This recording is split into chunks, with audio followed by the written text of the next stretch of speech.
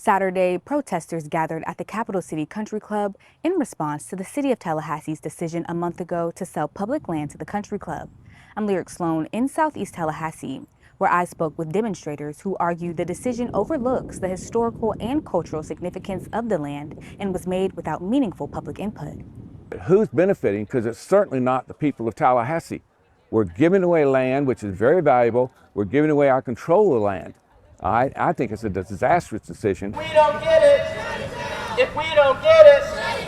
As demonstrators marched the streets around the Capital City Country Club, they did so with purpose, calling for justice and accountability. Basically, we want dialogue with our commissioners. We want to be able to hold them accountable. We want to be able to talk to our elected officials.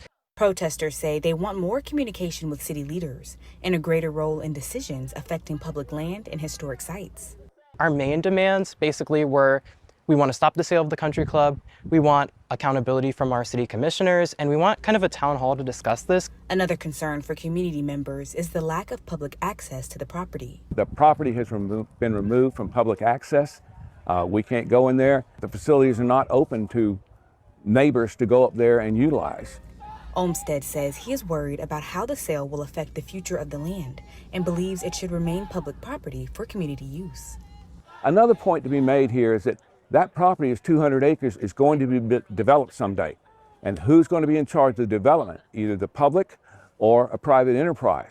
If the people go in there, it can be a break-even project. We could return it as a park to the citizens of Tallahassee. And as this city gets bigger, the housing gets denser, we need green space. One site that remains accessible is the commemorative cemetery. In 2019, the National Park Service discovered unmarked graves of enslaved people on the property. In response, city officials made an agreement with the country club to protect and preserve the area.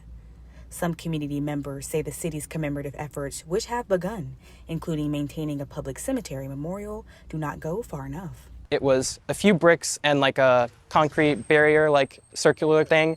I think that I'm glad that there's any progress at all, honestly. Of course, I'm glad that there's some effort being taken, but I do think that there should be accountability for the lack of action that we saw beforehand. I reached out to the Capital City Country Club for a statement, but haven't heard back yet.